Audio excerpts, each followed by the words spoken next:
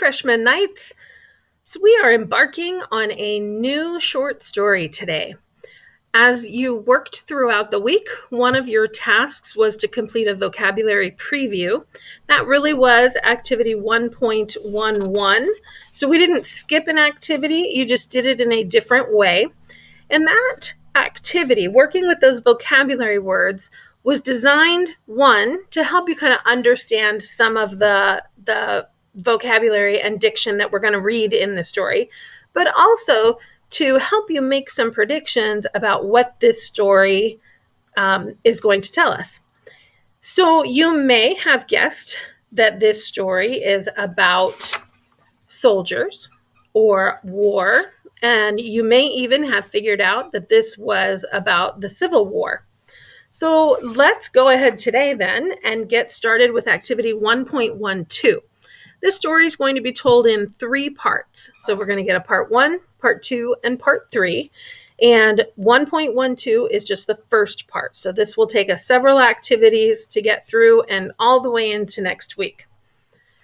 So looking at the learning targets for today's activity, and I am in activity 1.12, a lesson in perspective, we are going to analyze or break apart the ways in which a narrator's perspective can shift. Now, I want to point out that this word perspective is not necessarily point of view. So while the point of view may change, and we'll have to take a look at that and determine whether or not it does, perspective can change, meaning how you view something. So for example, we're going to look at tone, and tone is an author, speaker, or a narrator's attitude toward a subject. That subject might be war, it might be death, it could be something else, could be flowers or water. But how someone views that can be their perspective. So just as an example, let's say flowers, right? Let's take something kind of innocuous and harmless. Let's say that I have a rose. Somebody hands me a rose, and as they're handing it to me, it's beautiful. It's a deep, beautiful red. I can smell the fragrance as they hand it to me. And when I go to take it, the thorns puncture my hand and I bleed and I'm in pain. My attitude toward that rose might change. My perspective of that flower might go from loving and good and positive to now negative and hateful. So my perspective can change based on a moment in time or how I'm feeling. So that's what we're going to look at, is the perspective of this narrator and how his or her tone or perspective changes throughout the course of these 3 different parts of the story.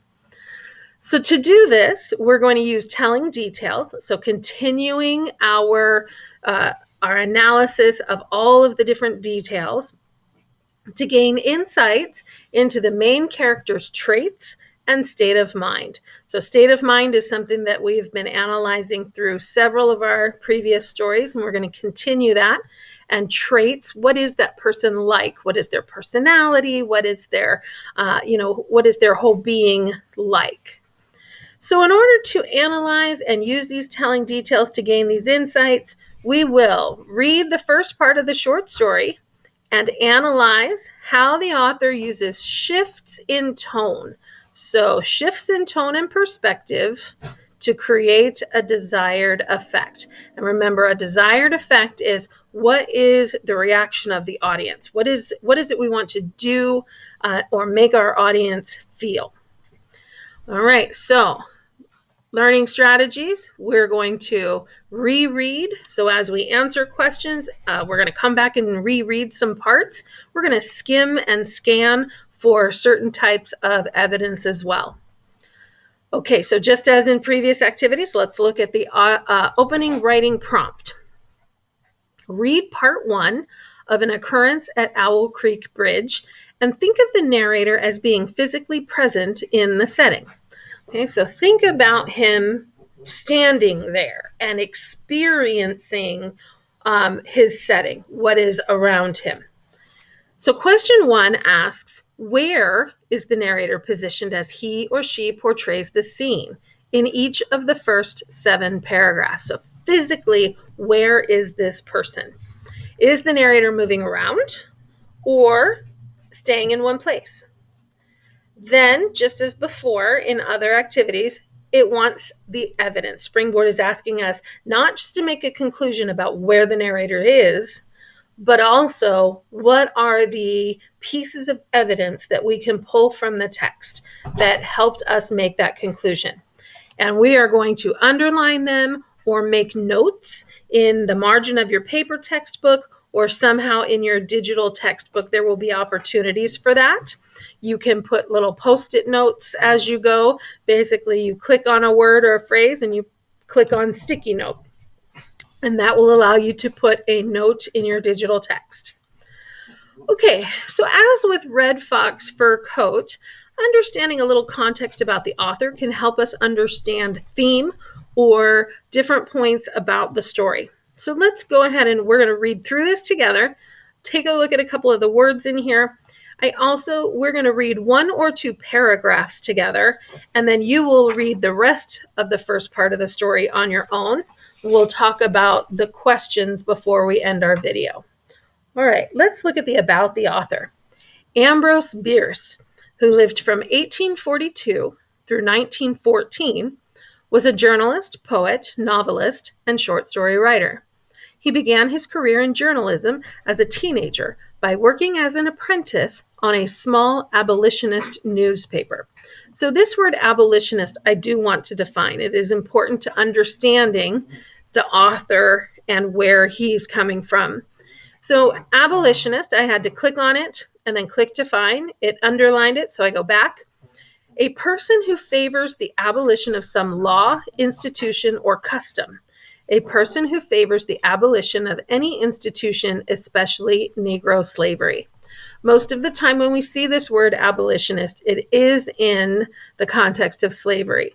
So he worked as an apprentice on a small abolitionist newspaper, so meaning a newspaper that would report on and write about wanting to abolish, get rid of slavery.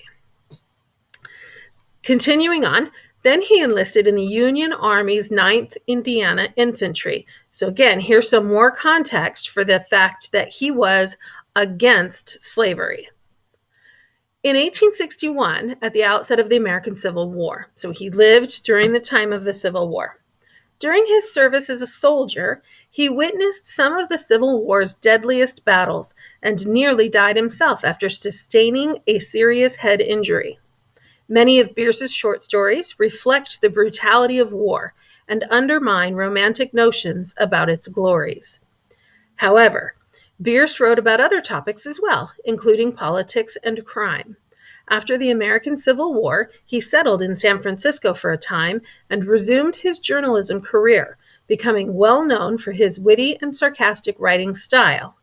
In addition to being famed as a short story writer, Bierce is also noted for his crime reporting, his scathingly critical articles about public figures, and his compilation of satirical word definitions entitled The Devil's Dictionary. And here is Mr. Bierce, the author of our short story. So with that, let's go ahead and get started with the reading. I will do some pausing so we can underline and highlight, which you may want to also copy into your book or have in your digital text. You can put sticky notes, and we will read the first couple paragraphs together in the video. Then I will have you pause, finish the story, finish highlighting and annotating, and then we will come back and take a look at some of the questions and what I'll be looking for in our online discussion. Okay, so here we go. An occurrence at Owl Creek Bridge, Part 1. Let's see. Okay. A man stood upon a railroad bridge in North Alabama, looking down into the swift water 20 feet below. The man's hands were behind his back, the wrists bound with a cord. A rope closely encircled his neck. It was attached to a stout cross timber above his head, and the slack fell to the level of his knees. Some loose boards laid upon the ties supporting the rails of the railway supplied a footing for him and his executioners. 2 private soldiers of the Federal Army, directed by a sergeant, who in civil life may have been a deputy sheriff. At a short remove, Upon the same temporary platform was an officer in the uniform of his rank, armed. He was a captain. A sentinel at each end of the bridge stood with his rifle in the position known as support. That is to say, vertical, in front of the left shoulder, the hammer resting on the forearm thrown straight across the chest, a formal and unnatural position enforcing an erect carriage of the body. It did not appear to be the duty of these two men to know what was occurring at the center of the bridge. They merely blockaded the two ends of the foot planking that traversed it. Okay, so you'll notice that right off the bat, we get where he is standing. It says that a man stood, so he's standing there upon a railroad bridge in northern Alabama. So he's in the South and he's on a bridge. Now I know because of where the narrator told us later, there are sentinels, guards at either end of the bridge. So he is in the middle of it. So he is at the center of the bridge. So I will underline this as well. And they are blocking it. So I'm going to imagine that no one's coming on or getting off of the bridge right now. All right, so that's paragraph 1 and our sitting. Let's go ahead through paragraph 2. Beyond one of the sentinels, nobody was in sight. The railroad ran straight away into a forest for 100 yards. Then, curving, was lost to view. Doubtless there was an outpost farther along. The other bank of the stream was open ground, a gentle slope topped with a stockade of vertical tree trunks, loopholed for rifles, with a single embrasure through which protruded the muzzle of a brass cannon commanding the bridge. Midway up the slope between the bridge and fort were the spectators, a single company of infantry in line at parade rest, the butts of their rifles on the ground, the barrels inclining slightly backward against the right shoulder, the hands crossed upon the stock. A lieutenant stood at the right of the line, the point of his sword upon the ground, his left hand resting upon his right. Excepting the group of 4 at the center of the bridge, not a man moved. I'm going to highlight that because I think that speaks toward the opening writing prompt. The company faced the bridge, staring stonily, motionless. The sentinels, facing the banks of the stream, might have been statues to adorn the bridge. The captain stood with folded arms, silent, observing the work of his subordinates, but making no sign. Death is a dignitary who, when he comes announced, is to be received with formal manifestations of respect, even by those most familiar with him. In the code of military etiquette, silence and fixity are forms of deference. So I am going to underline this. This last statement is complex. And so I do want to break this one down. So I want you to think of a couple things. This is complex reading. This was written during the time of the Civil War. Language was just slightly more formal. And so we really do need to work to break it down and understand what they're saying. This last statement is a saying. It's not really common to us today. Death is a dignitary. So let's look up this word dignitary first. Okay. Now he's personifying death. So death is a concept, it's a thing, but he's making it more like a person. So he even refers to death as he right here. So death is a dignitary, a person of high rank or position, one who holds an exalted rank or office, especially an ecclesiastic, so someone who's associated with the church, who ranks higher than a priest or canon. So basically, he is saying that death is this very important, highly respected being. And when he comes or is announced to be coming, he is received with formal manifestations of respect. So everyone around behaves in a way that is respectful of death. So when you think of a funeral or, when we put flags at half staff or we hear on the news that someone that we really cared about or respected has passed away, there is silence and there are formalities, things with flags and gun salutes and other kinds of formal celebrations, if you will, or forms of respect. So, and it says, even by those most familiar with him. So, even those who deal with death all the time. So, doctors or priests or other people who might work around or with the dead, they still show great respect and behave in ways of great respect. So then this ending statement, in the code of military etiquette, silence and fixity are forms of deference. Deference meaning ways of showing respect, to defer to someone who's of higher rank or command. So they're saying that when you're in the military, that idea of standing in formation, of being silent, of standing still and not moving, being fixed in place, these are signs of respect that they would show. So basically, why are they talking about death? I'd have to go back to the first paragraph, and I did not take note of some of the things that were happening here. So I want to highlight just a couple of things right here.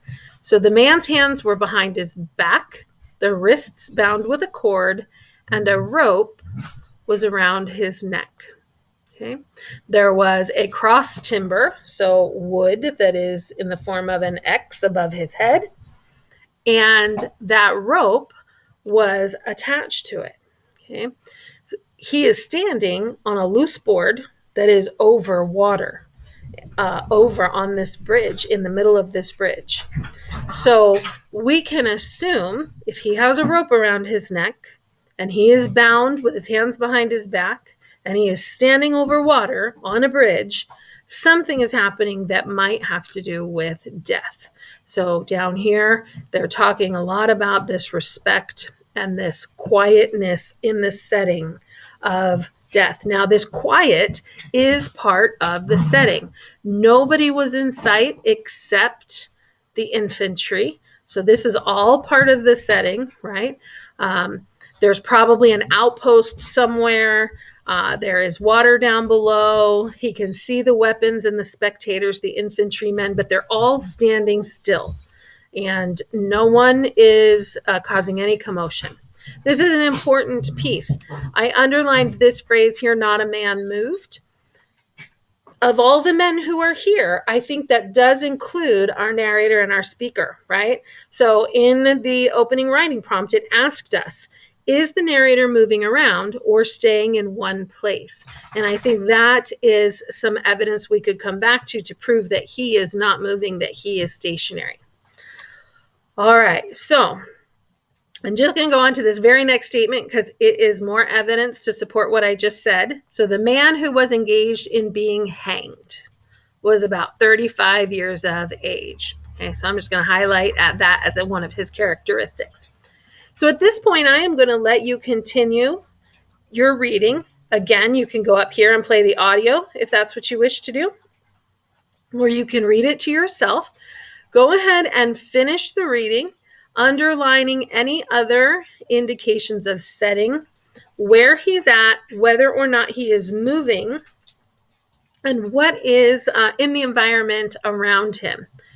All right, so go ahead and pause. So you can see there are 7 paragraphs, and those were the 7 they asked you to focus on. So you may pause the video and then finish your reading and come back, and we will talk about some of the questions that you're going to answer. All right, welcome back.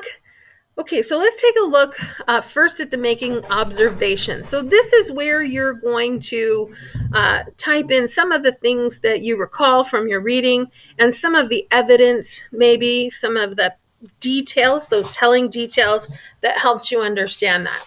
So in the making observations, they want to know what is about to happen to him. So we did just talk about that in the last part of the video.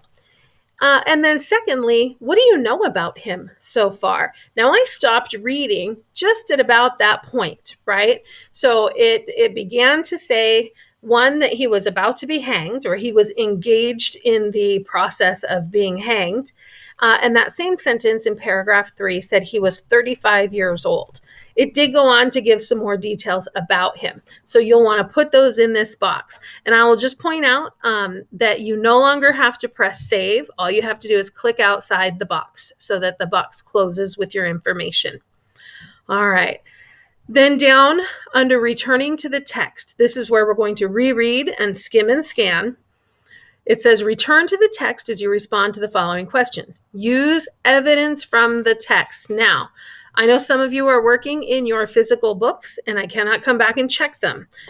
If you're using your digital book, I can see what you've put here. What I will be asking for during discussion during our live sessions, as I have during the last few, is that as we have our discussions, you find evidence in the text.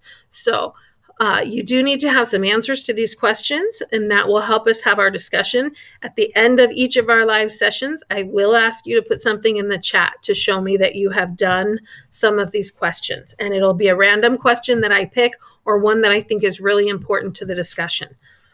All right, so look at question number 1. From what he has seen, what does the man think of the mechanism by which he'll be hanged? So think about it.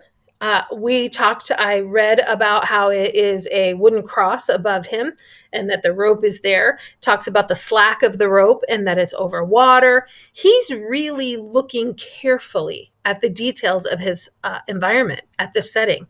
Think about why that is. Why is he noting all these details? What does he think about it?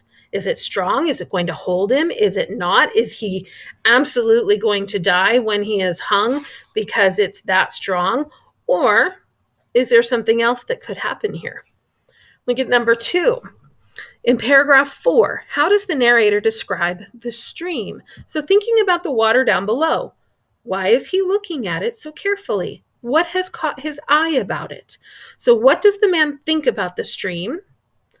And what does this tell you about his state of mind? Okay, so his state of mind, is it fuzzy? Is he focused? Is he, is he emotional? What's happening here? Why is he thinking the way he is or feeling the way he is? All right, number 3, in paragraph 5, what specific things does the man remember about the river's water and banks as he closes his eyes? And why do you think he notices these things? So he closes his eyes and he has a memory and he's thinking back on something and he remembers. Why is that important? Think about that. All right, we are going to talk about these things. So number 4, in paragraph 6, how do the man's surroundings inspire a plan for his survival? Right, so I've been kind of getting at that, right?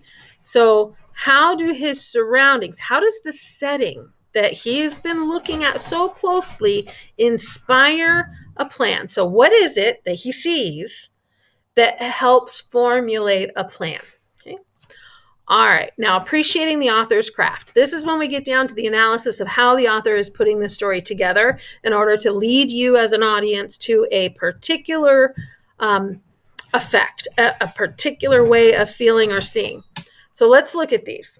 And I know it says before joining a group discussion. So what that means is start looking at these, answer these questions, because then when we do have our group discussion, you'll be able to answer them. Now, it says, respond to the first question in one sentence and start that sentence with the word if.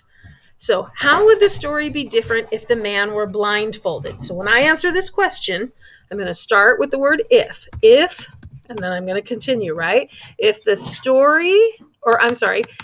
man were blindfolded, the story would be, and then you're going to finish something similar to that, right? How that story would be different. It should have, there it is. All right. How does the shift, this is the second question, how does the shift to gaze upon the water affect the overall tone of the story in part 1? Now, I'm just going to speculate about this a little bit, and then you can put it into words in your answer. When we first join the man on the bridge and we first see what he's thinking about, we know he's going to be hung. We're looking at the soldiers. They have guns. There are sentinels at the end of the bridge. There is a lieutenant or a captain, and they have bayonets and swords. There's even a cannon that he refers to and an outpost not far away. We recognize there's a noose around his neck. And there is a plank on which he is standing that's really only being held down by someone else's weight. I'm feeling kind of hopeless for this guy, and I am starting to think that he might be in real trouble. Death is on its way, as the paragraph told us. But then it says, when he looks down, he looked a moment at his unsteadfast footing, meaning that it is not very steady. Then let his gaze wander to the swirling water of the stream racing madly beneath his feet. A piece of dancing driftwood caught his attention, and his eyes followed it down the current. How slowly it appeared to move. What a sluggish stream. Things start to change here. And he closes his eyes, and he thinks about his wife and his children. And he begins to have a different emotional state here. He begins to think about other things. So, think about, and I'm looking in paragraph 6 as well, what changes here and how the tone, meaning the way this man views the subject of his hanging, how does that change? All right. Before we continue on, I want to take a moment and apologize for the sound you've been hearing in the background. That is my dogs. I want to go ahead and get this posted. I don't want to make you wait any longer for it. I may replace it with a better one later. Let's go ahead and finish up. We're almost done. Let's take a look at the check your understanding. Now, this is something I am going to ask for in the chat in our discussion. Think about the prediction that you made after you did the vocabulary preview, which was activity 1.1, but again, you did it in a Google Doc. Then use the following paragraph frame to revise your prediction as needed. I won't ask you to read your whole paragraph. I will ask you to tell me how your prediction has changed. To reflect what you've learned so far. So you predicted before reading part 1. Now you have read part 1. And it says, I'm going to read this one more time. Use the following paragraph frame to revise your prediction as needed to reflect what you've learned so far about the main character of An Occurrence at Owl Creek Bridge. So they're asking you to basically fill in some blanks here. I predicted that the short story would be about blank because the words in the vocabulary preview or something about that vocabulary, period. Based on what I've learned about the main character of this story, I now think blank because, and this after the last because, will be some evidence from the text. All right, you guys. So you're going to go back, if you haven't already, finish reading the story, answer the questions. Please be ready to discuss in our next live session on Monday and Tuesday, October 5th and 6th. All right, enjoy, and I hope you actually enjoy this story. We'll see you soon.